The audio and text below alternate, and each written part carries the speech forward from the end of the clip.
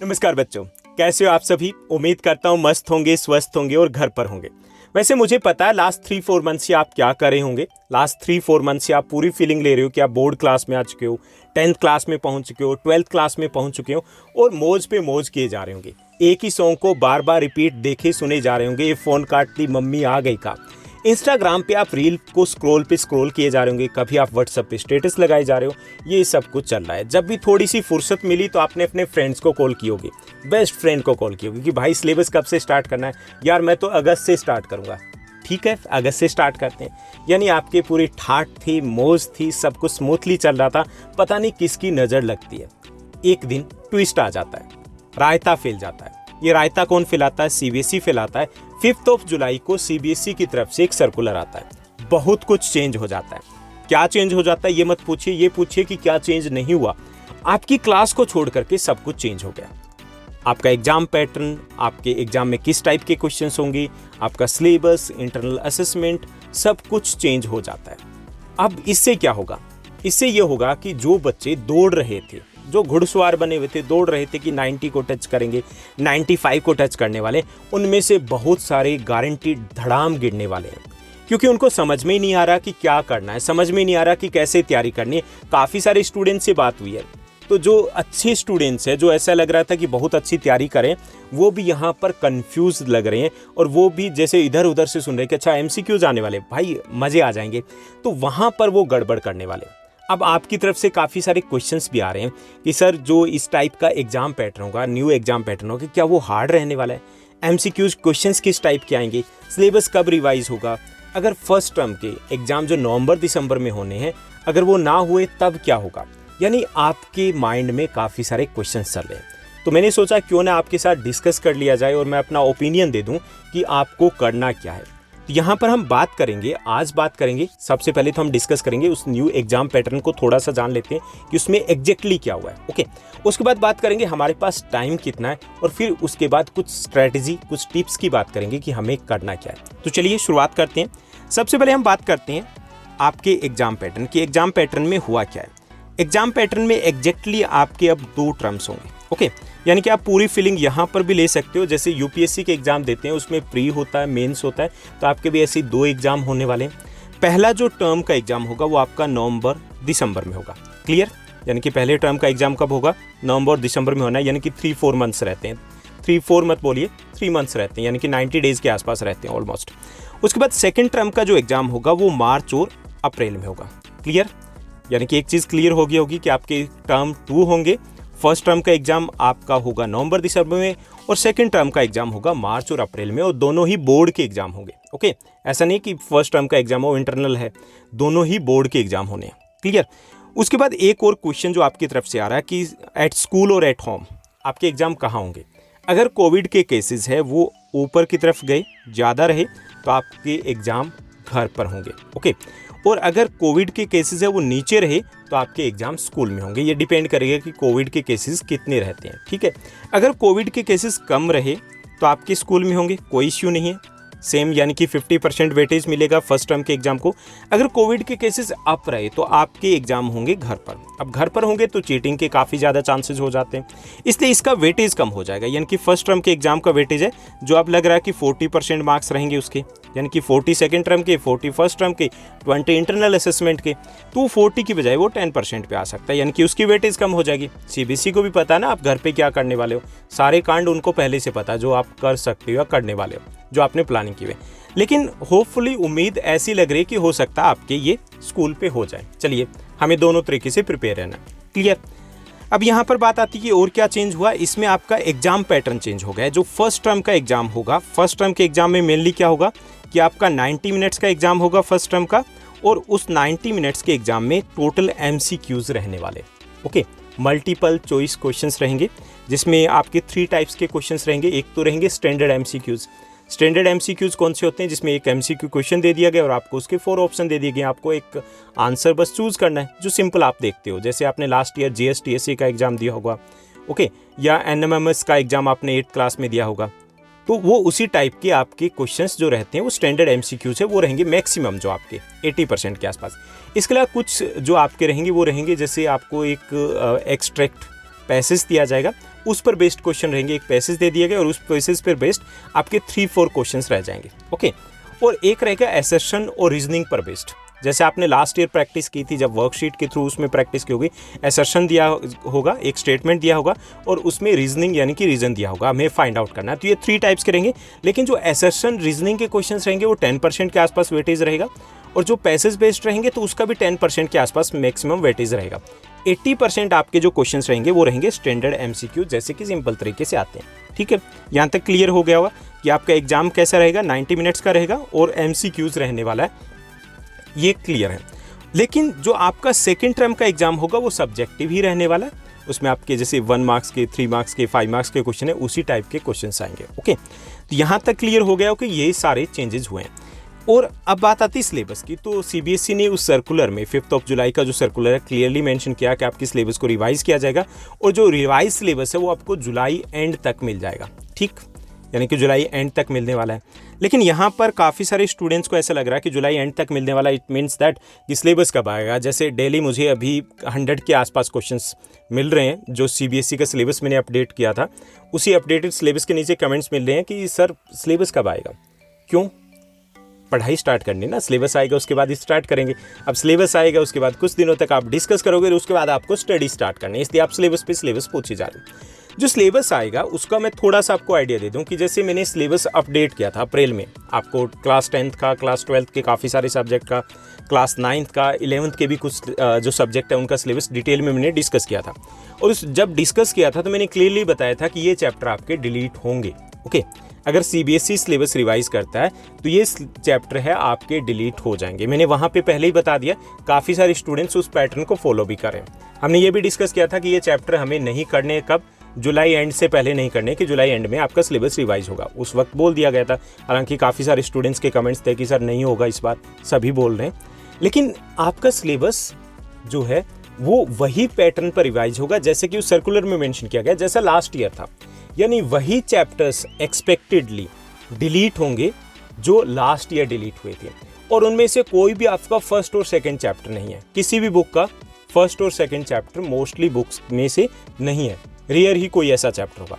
तो इसमें जो सिलेबस है आपका ऑलरेडी, आप अगर आप चेक करना चाहें तो चेक कर सकते हो कि लास्ट ईयर के जो चैप्टर रिवाइज हुए थे, डिलीट हुए थे, रिमूव हुए थे, वही इस बार रिमूव होने वाले हैं। यानी कि अब तक जो भी आपने डिस्कस किया है, जो भी आपने लर्न किया है, जो भी आपने अभी तक सिलेबस किया, वो एज इट इज़ रहने वाला है। यानी CBSE को भी पता है, लास्ट ईयर भी ऐसे ही हुआ था, जुलाई में रिवाइज हुआ था सिलेबस, तो उस वक्त क्यों नहीं डिलीट किए गए थे। एक तो ये कि फर्स्ट और सेकंड चैप्टर जो होते हैं वो चैप्टर बेस होते हैं, कंसेप्ट क्लियर करते हैं पूरी बुक का कि इसमें क्या रहने वाला है, तो इसलिए वो इंपॉर्टेंट चैप्टर होते हैं। तो जो भी आप अप्रैल में, काफ़ी सारे स्टूडेंट्स ने अप्रैल में स्टार्ट कर दिया था अपना सिलेबस, उसके बाद मई में जो किया है, जून जा चुका है, जून में जो किया है, जुलाई भी ऑलमोस्ट जा चुका है। तो ये जो चैप्टर आपने किया तो CBSE को भी पता है, उनके एक्सपर्ट्स को भी पता है कि इतना सिलेबस हो चुका है, इतना सिलेबस बच्चे कर चुके हैं, तो उसको डिलीट नहीं करेंगे। लिटिल बिट हो सकता है एक आध टॉपिक है जो इतना इंपॉर्टेंट ना हो तो उसको हटा दिया जाए, अदरवाइज कुछ भी चेंज नहीं होगा। तो ये टेंशन नहीं लेनी कि सिलेबस हमने किया है उसका क्या होगा। ओके, उसी सिलेबस को आप कीजिए, उसी सिलेबस को आप रिवाइज कीजिए, अच्छे से तैयार कर लीजिए। क्लियर? दूसरा ये कि आप सिलेबस अगर एडवांस भी थोड़ा आगे भी कंटिन्यू रखना चाहते हो तो वो रख सकते हो। लास्ट ईयर के सिलेबस को जो रिवाइज किया गया उसी पैटर्न को फॉलो कीजिए। एक बार वही चैप्टर्स हैं उनको आप छोड़ दीजिए जो लास्ट ईयर डिलीट हो गए थे, रिमूव कर दिए गए थे। ठीक है, तो यहाँ पे सिलेबस का क्लियर हो गया कि कुछ दिनों में आपको ऑफिशियल अपडेट मिल जाएगी, लेकिन ऑलमोस्ट आइडिया है कि वही चैप्टर्स हटाए गए थे लास्ट ईयर जो लेस इंपॉर्टेंट थे।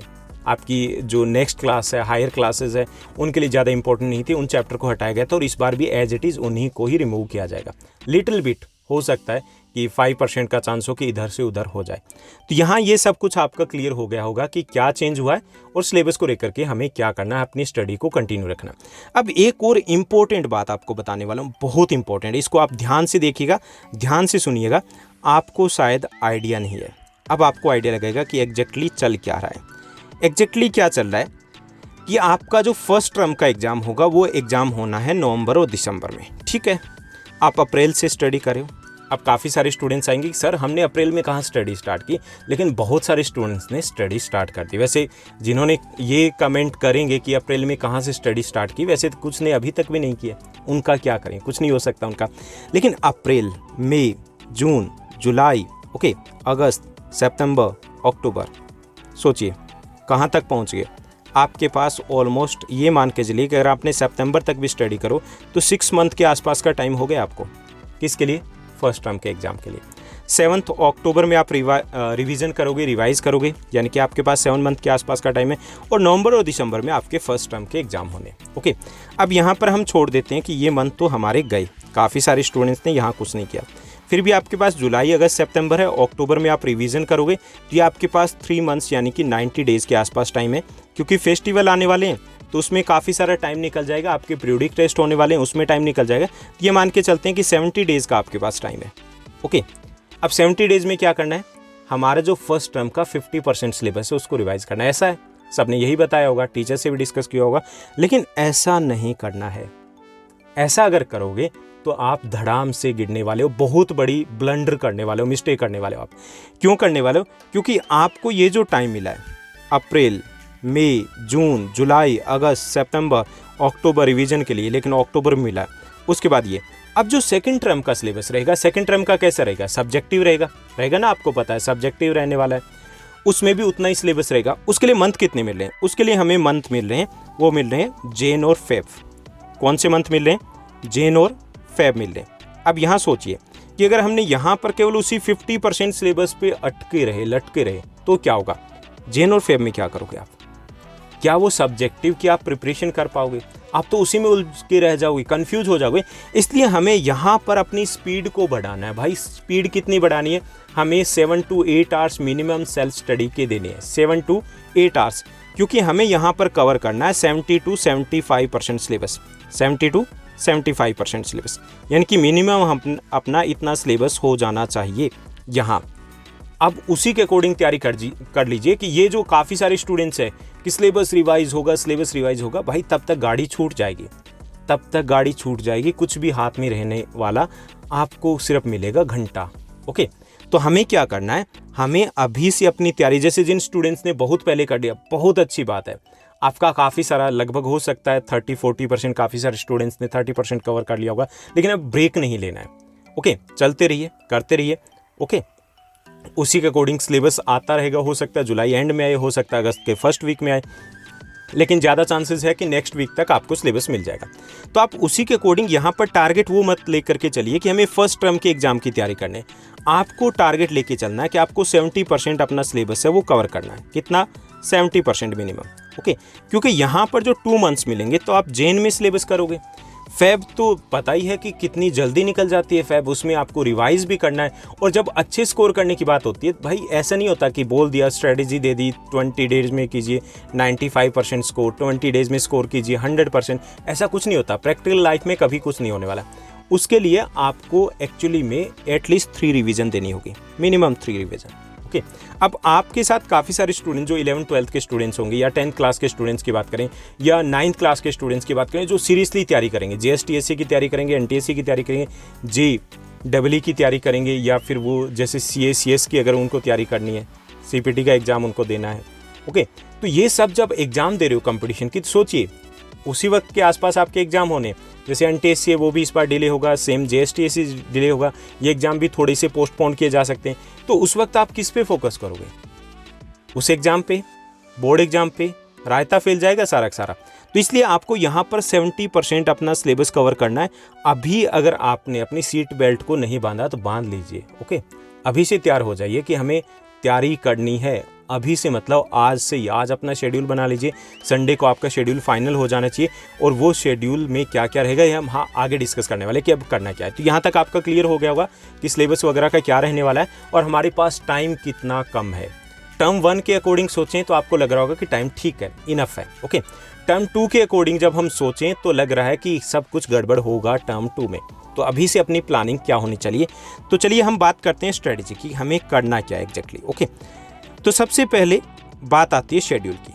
आपको अपना एक शेड्यूल बनाना है। शेड्यूल कैसे? शेड्यूल को आप टाइम टेबल कह सकते हो, लेकिन ये वो टाइम टेबल नहीं कि आपको मॉर्निंग में किस टाइम उठना है, उसके बाद कितने आवर्स आपको स्टडी करने।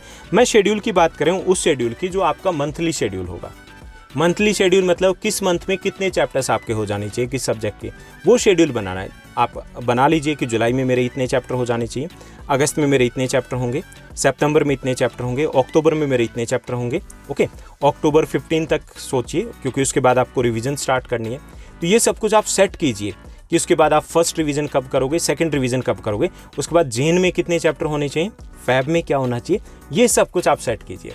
जो शेड्यूल होगा, शेड्यूल हालांकि जो हम टाइम टेबल बनाते हैं, शेड्यूल बनाते हैं, 100% किसी से फॉलो नहीं होता, लेकिन वो हमारे माइंड में एक घंटी बजाता है कि हमें पढ़ना है, हमारा ये टारगेट है, हम उससे पीछे, तो हमारी स्पीड इंक्रीज होगी, कुछ ना कुछ हमें पॉजिटिव मिलने वाला है। ओके, काफ़ी सारे स्टूडेंट्स की जब मूड होता है तब पढ़ लेते हैं, जिनका मूड होता है तब पढ़ लेते हैं, वो कहीं भी फर्स्ट रो में खड़े नज़र नहीं आते, टॉप 10 में या टॉप 50% में भी नज़र नहीं आएंगे, टॉप 50 जो क्लास के होते हैं। मूड कभी नहीं बन पाता। क्यों नहीं बन पाता? क्योंकि हमें वही चीज़ें अट्रैक्ट करती है जो हमें अच्छी लगती है, जो हमें थोड़ी इजी लगती है। और स्टडी के साथ कुछ ऐसा है कि हमें अपने आप को पुश करना होता है, और पुश कैसे करेंगे, जब हमारे पास अपना शेड्यूल होगा। यहाँ पर टाइम टेबल होना मस्ट है, जो मैं लास्ट वीक आपको दे चुका हूँ, 2 या 3 बार आपको दे चुका हूँ, हर क्लास का अलग अलग दे चुका हूँ। टाइम टेबल आपको मिल जाएगा। आपको अगर नाइट राइडर्स हो, नाइट आउल्स हो, तो वो टाइम टेबल दिया हुआ, मॉर्निंग बर्ड्स हो वो टाइम टेबल दिया, तो वो एक अलग चीज़ है। एक आपको शेड्यूल देना है। ओके, शेड्यूल बनाना है आपको। शेड्यूल में नेक्स्ट वीक या विद इन 2 और 3 डेज आपको शेड्यूल देने वाला हूँ एक सब्जेक्ट का, ताकि आपको आइडिया लग जाए कि आपका शेड्यूल रहेगा कैसे, कैसे आप रिवाइज करोगे। ओके, तो पहली चीज़ आपको अपने शेड्यूल बनाना, लेकिन मेरे शेड्यूल का वेट मत कीजिएगा, अपने शेड्यूल आज ही बनाना है आपको। क्लियर? तो पहली चीज़ ये कि अपना एक शेड्यूल सेट कर लीजिए कि आपको किस सब्जेक्ट के कितने चैप्टर्स कब तक हो जाने चाहिए। उसके बाद बात आती है कंसेप्ट की, कि यहाँ पर काफ़ी सारे स्टूडेंट्स, काफ़ी सारे मतलब बहुत सारे स्टूडेंट्स हैं, उनको लग रहा है कि भाई एमसीक्यूज़ आ गए हैं, एमसीक्यूज़ आ गए हैं तो मतलब कुछ पढ़ना नहीं है, चैप्टर्स वगैरह के साथ डिटेल के साथ हमें जाने की कोई नीड ही नहीं है। ओके, मतलब एमसीक्यूज़ आ जाएंगे, एमसीक्यूज़ को रिवाइज़ किया, बिल्कुल नहीं। आपको कंसेप्ट को समझना है। अगर आपने सीधे एमसीक्यूज़ के ऊपर जंप किया तो आपको कुछ भी लर्न नहीं होगा, क्योंकि बहुत सारे क्वेश्चंस है, बेसिक क्वेश्चंस निकलेंगे चैप्टर में से। बेसिक क्वेश्चंस जब निकलेंगे तब क्या होगा कि हमने जब चैप्टर को ही नहीं पढ़ा तो हमें वो कुछ समझ में नहीं आएगा। क्योंकि यहाँ पे जो एमसीक्यूज़ होते हैं कि डायरेक्ट वाले के एमसीक्यूज़ होते हैं, वो हम एमसीक्यूज़ के थ्रू कर लेंगे, लेकिन कंफ्यूज हो जाएंगे जब हमें 4 ऑप्शन मिलेंगे।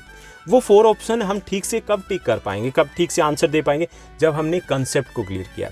दूसरा ये कि अगर अभी आपने गलती की, मिस्टेक की कि कंसेप्ट नहीं करना, हमें एमसीक्यूज़ करना है, मान लीजिए आपने 80-85% स्कोर कर दिया, क्योंकि सीधे एमसीक्यू से इतना ही स्कोर कर सकते हो, इसी ऊपर का सोच रहे हो, तो आपको कंसेप्ट के साथ ही जाना होगा, यानी कि पूरे चैप्टर को आपको डिस्कस करना होगा, समझना होगा, उसको अंडरस्टैंडिंग आपकी होनी चाहिए। ओके, और दूसरा ये कि आपको जो नेक्स्ट क्लासेज होगी वहाँ पे बहुत ज़्यादा प्रॉब्लम आएगी, यहाँ पे आपकी नींव सारी गड़बड़ हो जाएगी। तो ये चीज़ अपने माइंड से निकाल दीजिए कि एमसीक्यूज़ आपको ये ध्यान में रखना है, एग्ज़ाम चेंज हुआ है, आपको पढ़ना उसी पैटर्न से है, एज इट इज़ उसी पैटर्न से पढ़ना है।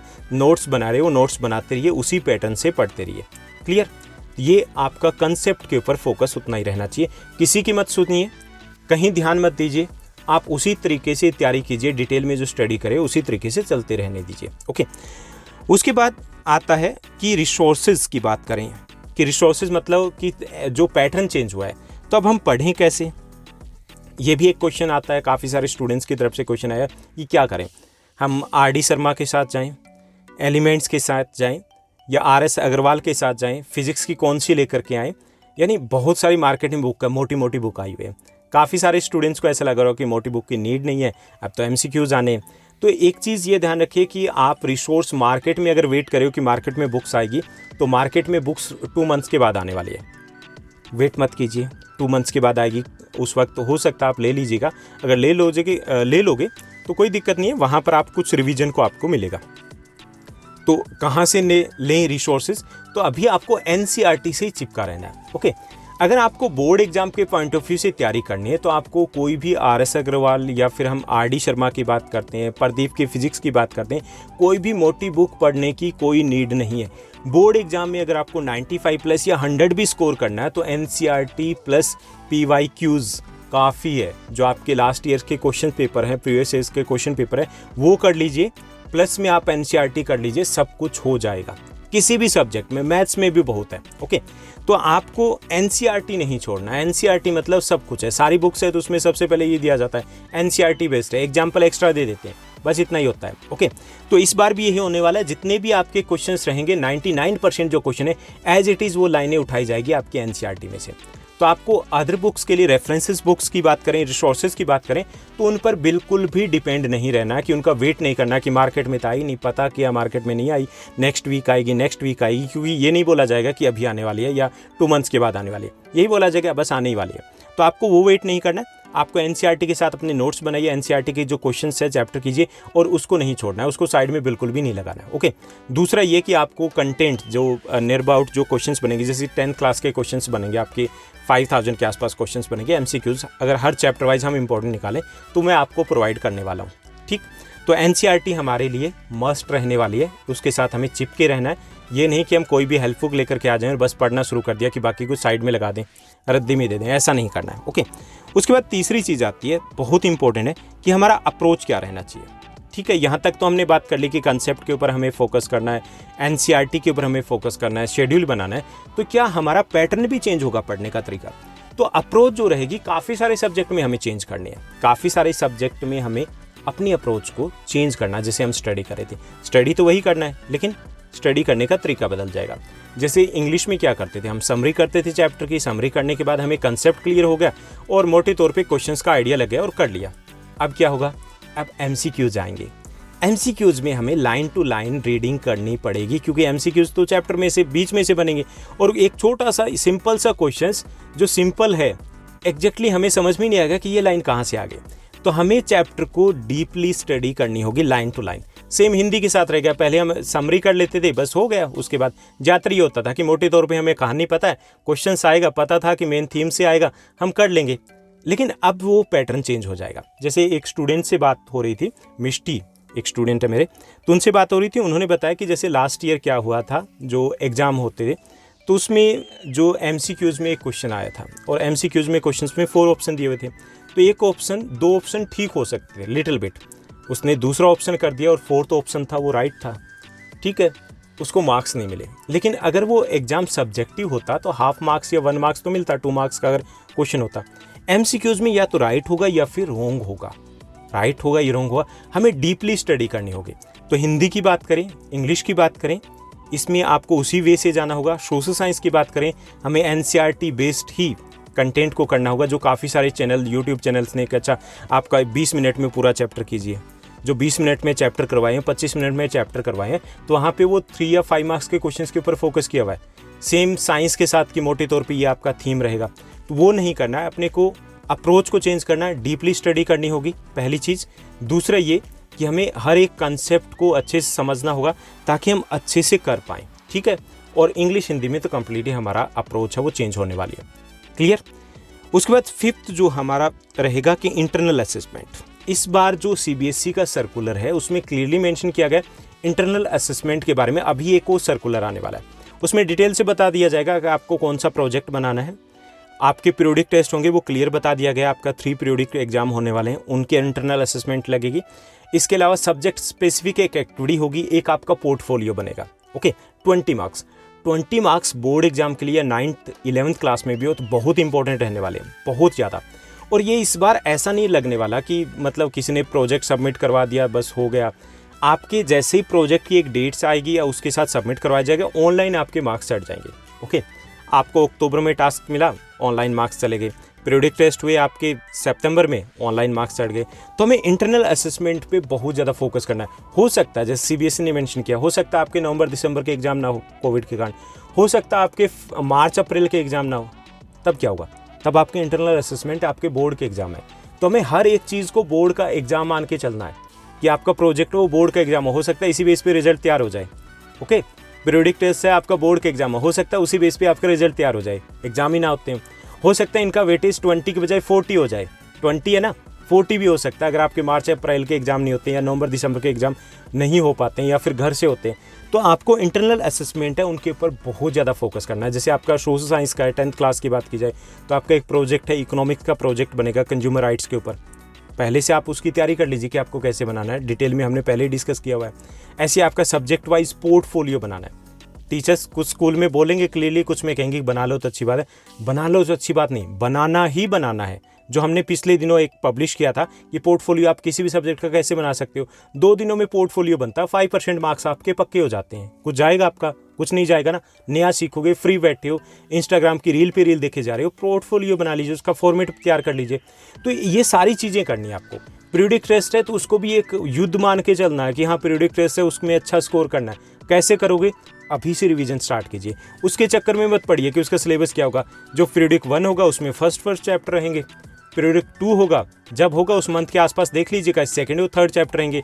उसके बाद पीरियोडिक जो थर्ड होगा वो फर्स्ट टर्म के बाद होने वाला है, तो उसमें आपके फर्स्ट टर्म के बाद के जो फर्स्ट चैप्टर्स रहेंगे वो होंगे। तो वो चीज़ें अपने माइंड में रख के चलिए, ठीक है, क्लियर। तो ये सारी चीज़ें इंटरनल असेसमेंट जो इग्नोर करते आ रहे थे कि चलो सबमिट करवा देंगे, नहीं करवाएंगे तो चलेगा, नहीं चलेगा। आपके मार्क्स कम हो सकते हैं, हो सकता है इसी बेस पे रिजल्ट तैयार हो तो आपका रिजल्ट ही डूब जाए। तो उनके ऊपर फोकस करना है। 6th जो हमें ध्यान रखना है, जो कि यहाँ पे 6th पॉइंट रहेगा, मैंने 5th यहाँ पे मेंशन किया, टीचर्स की गुड बुक्स में रहना है। टीचर्स की गुड बुक्स आप समझ रहे होंगे कि टीचर्स के सामने आपकी इमेज बहुत अच्छी होनी चाहिए। अब ये बहुत अच्छी क्यों होनी चाहिए? 2 प्रॉब्लम है आपके साथ। एक तो ये कि लास्ट ईयर आप स्कूल नहीं गए हो, कुछ ही डेज में आप स्कूल जा पाए होंगे, तो टीचर्स को अच्छे से पता ही नहीं है कि आप कौन हो। ओके, आप इम्प्रेस कर पाते टीचर्स को कि अगर आप पढ़ाकू भी हो तो भी उनको एग्जैक्टली नहीं पता कि आप कितने पढ़ाकू हो। क्लियर। दूसरी ये कि बहुत सारे स्टूडेंट्स हैं, उनके टीचर्स, उनके सेक्शन चेंज हो चुके हैं, तो उनको बिल्कुल भी नहीं पता कि आप कितने पढ़ते हो, कैसे बच्चे हो, कितने सिंसियर हो। क्योंकि काफ़ी सारे स्टूडेंट्स हैं जो इतना अच्छे नहीं होते लेकिन सिंसियर होते हैं, तो उनको इंटरनल असेसमेंट के मार्क्स अच्छे मिल जाते हैं। यहाँ पे जो 1-1 मार्क्स हैं इंटरनल असेसमेंट के जाने, कई बार ये होता है कि आपके प्रोजेक्ट अच्छा बनाए लेकिन ये सोचते हैं कि बच्चा कैसा है, चलो 4 दे दे। कई बार वो निगाह में होता है तो आपको 5 मार्क्स मिल जाते हैं। तो टीचर्स की गुड बुक्स में रहना बहुत ज़्यादा ज़रूरी है। कैसे रहोगे? आपकी वर्कशीट आ रही है, आपको प्रोजेक्ट दिया जा रहा है, आपको असाइनमेंट दिया जा रहा है, वो टाइमली सबमिट होना चाहिए। आपकी ऑनलाइन क्लासेस चल रही है, ऑनलाइन क्लासेस में आप टाइमली उसको ज्वाइन कीजिए, डेली आप ज्वाइन कीजिए, अच्छे से अपने टीचर के साथ रिलेशन मेंटेन रखिए। आप जब भी कोई ऐसा ओकेजन आता है उनको विश कीजिए। तो आप अपने टीचर्स की गुड बुक्स में रहना, ये भी एक इंपॉर्टेंट स्ट्रेटजी रहने वाली है। ये 20 मार्क्स आपके इंटरनल असेसमेंट के हो सकता है 40 हो जाए। ओके, वो चीज़ें भी ध्यान में रहनी चाहिए। दूसरे ये कि आपके फर्स्ट टर्म के एग्जाम अगर स्कूल लेवल पे होते हैं, ऐसा होने की पॉसिबिलिटीज है कि वो स्कूल लेवल पे आपके ही स्कूल में होंगे, ऑब्जर्वर और आएंगे, लेकिन मार्किंग हो सकता है आपके टीचर ही करें, जिसके बहुत ज़्यादा चांस है, 99% है कि आपके स्कूल के टीचर करें। तो एक माइंड सेट तो होता है कि अच्छा उस बच्चे का, मोहिनी का, अच्छा मिष्टी का है, ओके, जिस भी बच्चे का, तो उसका जब ध्यान में रहता है तो उसी के अकॉर्डिंग मार्किंग करते हो, आपको 5 to 10 मार्क्स का एडवांटेज मिल जाता है। तो वो चीज़ें अगर आपको करनी है एग्जैक्टली, तो आपको अपने टीचर की गुड बुक्स में रहना है। उसके बाद नेक्स्ट जो हमारा 7th पॉइंट है कि आपका स्क्रीन टाइम, जो बड़ा डिस्ट्रैक्शन है इस वक्त बना हुआ, क्योंकि आप 3-4 मंथ से थोड़े से फ्री थे, थोड़ा सा आप लेज़ी हो गए थे कि न्यू क्लास है चलिए आगे करेंगे। एग्जैक्टली ऐसा होता है, सभी के साथ होता है। स्क्रीन टाइम आपका बढ़ता जा रहा है। आप मोज इंस्टॉल कर रखी है, टका आपने इंस्टॉल कर रखी है, इंस्टाग्राम की रील भी देखनी ज़रूरी है, यूट्यूब के ऊपर भी आप देखते हो एक चैनल लेकिन 4 चैनल पे घूमाते हो। जब आपने फिक्स कर लिया कि आपको वर्कशीट लग रहा है कि ये टीचर अच्छा करवा रहा है या करवा रही है, उसी के देखते रहिए ना। आप अपने स्क्रीन टाइम को कम कीजिए। ओके, वो हीरोइनी के नाम क्या था, कैटरीना, भाई ये कितनी बार सुनोगे, एग्जाम में नहीं पूछेंगे वो क्या नाम था। आप उनके ऊपर फोकस मत कीजिए, अपने सिलेबस के ऊपर फोकस कीजिए, ठीक है। तो उसके लिए क्या करोगे? स्क्रीन टाइम, सबसे बड़ा जो डिस्ट्रैक्शन है वो यही है। स्क्रीन टाइम को कम करने का सबसे अच्छा तरीका ये कि अपना टाइम फिक्स कर लीजिए कि 4:30 से 5 बजे तक, 7 से 8 बजे तक या 8 से 8:30 बजे तक इस वक्त मेरा फ्री टाइम है, इस वक्त मैं मोबाइल चलाऊँगा या चलाऊँगी, वही टाइम फिक्स कर लीजिए। उसके अलावा अपना मोबाइल है वो आपको इन ऐप्स के ऊपर जाना ही नहीं है। आपके पास अगर डबल ट्रिपल ऐप है इस टाइप की, टका भी है, मैक्स भी है, ये भी है, वो भी है, तो आप उसको अनइंस्टॉल कर दीजिए। ओके, कभी कभी हो सकता है सॉन्ग वगैरह सुनना हो तो वो एक लिमिटेड टाइम कीजिए, क्योंकि अगर इसको कम नहीं करोगे तो आपको स्टडी के ऊपर फोकस नहीं कर पाओगे। जैसे 70% अपने को सिलेबस कवर करना है, सिलेबस उसी तरीके से कवर करना है, करना तो ऐसे ही है ना, उसी वे से कवर करना है, तो टाइम तो लगेगा, टाइम लगेगा तो हमें टाइम को सेव करना है। तो ये रहेंगी कुछ टिप्स, कुछ स्ट्रेटजीज़ कि हम कैसे अपनी प्लानिंग करेंगे, हमें क्या क्या करना है। इंटरनल असेसमेंट कंसेप्ट के ऊपर फोकस करना है, अप्रोच को चेंज करना है, स्क्रीन टाइम को हमें कम करना है, टीचर्स की गुड बुक्स में रहना है, सब कुछ हमें करना है। क्लियर। अब एक अनाउंसमेंट आप सभी के लिए कि मैं कैसे आपकी हेल्प करने वाला हूँ। तो जीजीज की तरफ से आपको एक MCQs की सीरीज़ है दी जा रही है, काफ़ी सारे स्टूडेंट्स ने देखा होगा।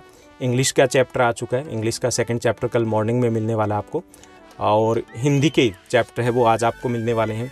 सोशल साइंस के हमने 2 चैप्टर कर लिए हैं, बाकी चैप्टर का कंटेंट मैंने ऑलमोस्ट रेडी कर लिया।